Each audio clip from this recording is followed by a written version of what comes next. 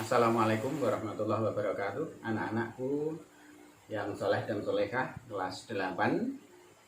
Pertama, alhamdulillah Allah perkenankan kita bertemu meskipun dalam kondisi virtual. Yang kedua, Pak Tata ucapkan selamat kepada anak-anak yang sudah bisa 1 tahun bersama di MTS 2 Surakarta, dan alhamdulillah sekarang anak-anak sudah dinyatakan naik di kelas 8. Untuk menghemat waktu anak-anak, kali ini Pak Tata akan menyampaikan materi yang pertama, yakni pola bilangan. Nah, apa itu pola bilangan? Silahkan nanti anak-anak setelah Pak Tata menyampaikan ini bisa membuat ringkasan di dalam buku catatan yang sewaktu-waktu nanti Bapak minta untuk Bapak koreksi, Bapak ambil nilainya. Nah, pola bilangan itu adalah bilangan-bilangan yang disusun menurut aturan tertentu. Silakan nanti anak-anak tulis. Apa itu pola bilangan?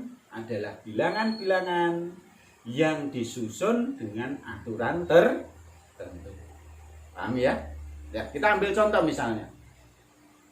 Misalnya Pak Tata memiliki pola bilangan seperti ini. 1, 3, 5.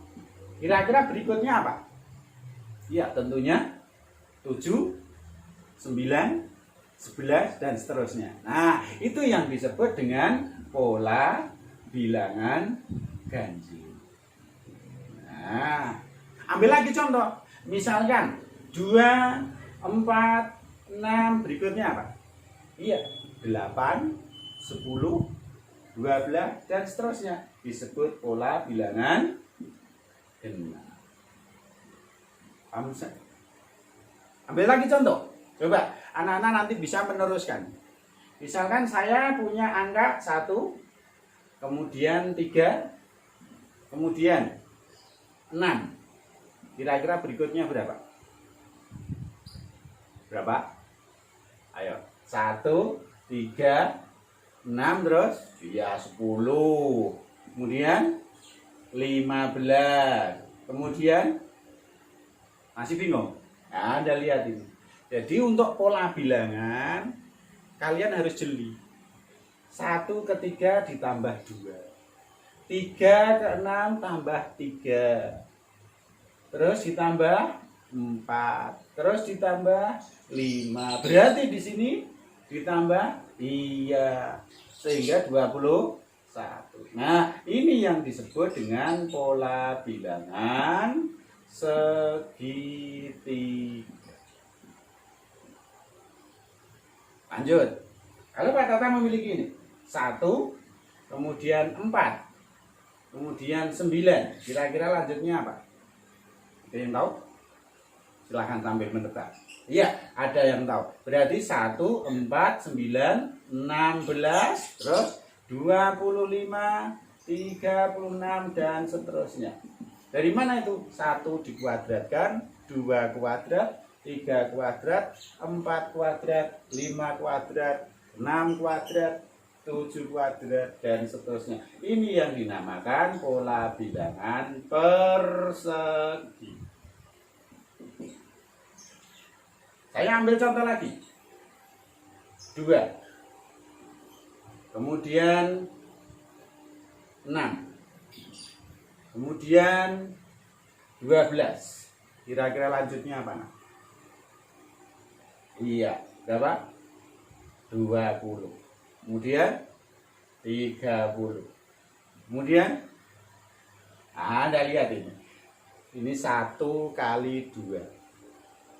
2 kali 3. 3 kali 4. 4 kali 5, 5 kali 6, berarti berikutnya nanti 6 kali 7, 7 kali 8, dan seterusnya. Ini yang disebut dengan pola bilangan persegi panjang. Nah, selanjutnya lagi anak, yang seringkali tipe ini muncul di dalam soal-soal ujian. Seperti ini misalnya, ini barisan bilangan apa? 1, 1, 2, 3, 5. Kira-kira lanjutnya apa? Ada yang sudah paham? Pikirkan dulu. Ya, Anda lihat. 1 ditambah 1 hasilnya 2. 1 tambah 2, 3. 2 tambah 3, 5. 3 tambah 5 berarti 3. Nah, ini dan seterusnya. Ini yang disebut dengan pola bilangan Fibonacci. Ini adalah contoh-contoh pola bilangan. Nah, ini nanti menjadi perhatian anak-anak. Nah, anak-anak, ada lagi pola bilangan yang khusus yang akan kita pahami, yang akan kita pelajari, kita bahas secara khusus. Apa itu? Yakni nanti akan ada pola bilangan aritmatika. Ini biasa dinamakan dengan barisan atau deret hitung.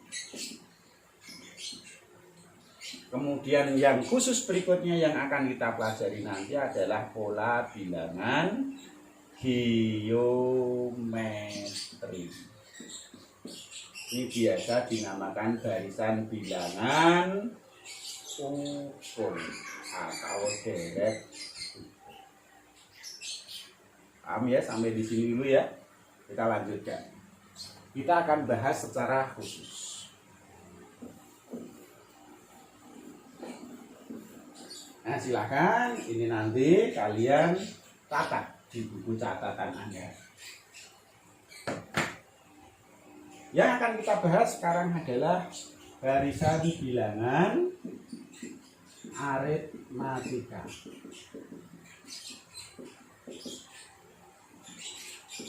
Apa itu barisan bilangan aritmatika? Adalah barisan bilangan di mana setiap suku yang berurutan memiliki selisih yang selalu sama. Paham ya? Ambil contoh. Misalkan Pak Tata ambil contoh barisan bilangan 2, kemudian 5, 8, lalu berikutnya berapa? Anda perhatikan di sini. Ini selisihnya berapa? 2 ke 5, 3, 5 ke 8, 3. Berarti ini selalu selisihnya tetap 3, 3. Nanti ini 3 lagi. Jadinya 11. Kemudian 3 lagi, jadinya 4. Dan seterusnya. Inilah yang disebut dengan barisan bilangan aritmatika. Yakni barisan bilangan dengan selisih antara dua suku yang berurutan selalu sama. Yang dinamakan ini nanti adalah bidan.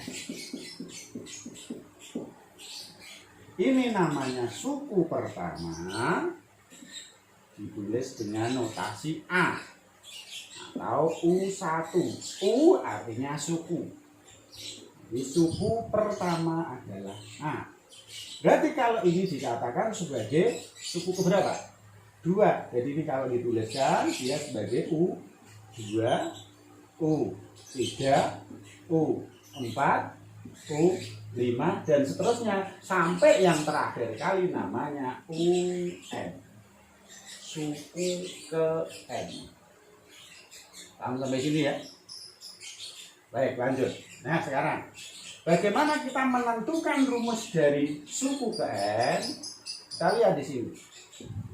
Saya menuliskan, mengambil bahwa tadi suku pertama atau yang biasa disebut dengan A ternyata angkanya 2. Sekarang Anda perhatikan, suku keduanya berapa itu? 5. Didapat dari mana? Oh, 5 ternyata tadi 2 ditambah dengan 3. 2-nya adalah A, ditambah 3-nya adalah B. Paham ya? Lanjut. Ini menghasilkan angka 5. Sekarang suku ketiga. Ternyata suku ketiga didapat dari 5 ditambah dengan 3. 5 itu siapa? 5 itu adalah A plus B. Ditambah 3 itu siapa? 3 itu adalah B. Nah, tadi kita sudah sebutkan 3 itu bidanya. Sehingga menjadi A ditambah apa? B dan B 2. Terus secara generalisasi kita lanjutkan di sini. Nah, bagaimana kalau U4? Ternyata U4 kalian perhatikan didapat dari 8 ditambah 3. Siapa itu 8? 8 adalah suku ketiga. Suku ketiga itu siapa? A plus 2B. Ditambah lagi 3-nya adalah B, menghasilkan A plus 3B. Nah, dari sini Anda perhatikan. Mudah sekali. Ternyata U1 adalah A tanpa B. U2 A ditambah 1B. U3 A ditambah 2B. Ternyata kalau 3 di sini 2. U4 A plus 3B. Jadi sekarang Pak Tata tanya, kira-kira bagaimana kalau U5? A ditambah berapa? Lihat. Kalau ini 2, ini 1. Ini 3, ini 2. Ini 4, ini 3. Berarti kalau 5 ini 4. Berarti kalau U7 kira-kira A ditambah 6. Pertanyaannya sekarang, bagaimana kalau U100? A ditambah berapa? 99. Oke. Yang jadi masalah, Anda selalu mikir kan ini 100 dikurangi 1 berapa lah. Kalau saya tanya, 1 juta. Anda repot mana? 1 juta dikurangi 1 bagaimana, kan begitu? Maka mudahnya begini caranya. Kalau 100 menjadi 100 dikurangi 1. Kalau 7, 6 didapat dari 7 dikurangi 1. Berarti kalau U1 juta, A ditambah berapa itu? 1 juta dikurang 1. Tidak mikir lagi. Paham ya? Jadi kalau UT, jadi apa?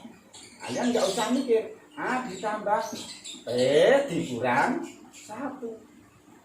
Nah, berarti kalau UN A ditambah N dikurang 1. Ini menjadi rumus dari suku ke N. Sampai di sini kita ambil contoh ya. Contoh, misalkan kita memiliki contoh soal berikut.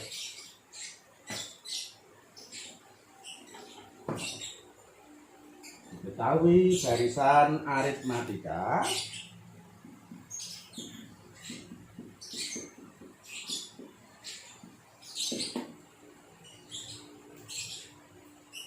empat, 7, 10 dan seterusnya.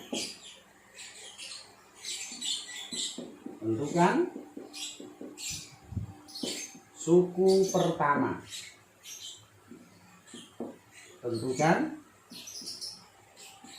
beda. Nah, jadi U1 itu suku pertama, kalau B itu artinya beda.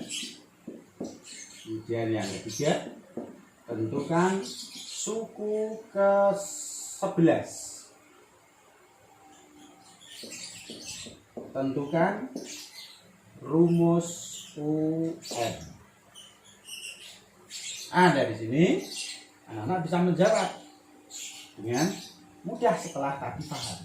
Nah, dia perhatikan. Suku pertama itu yang mana? Tadi suku pertama adalah dituliskan dengan notasi apa tadi? buku pertama itu. Oh, berarti yang B. Beda. Apa tadi B? Selisih antara dua suku yang berurutan. Artinya boleh U2 dikurang U1. Jadi berapa itu? 7 dikurang 4. Jadi ada. Paham ya? Sekarang U11. Nah, tadi anak-anak sudah kita terangkan bahwa U5 atau 4B. Berarti kalau U100 tadi A9 9B. Kalau U11 jadinya apa nak? A plus. Iya, sebelum 11 10. A-nya berapa? 4.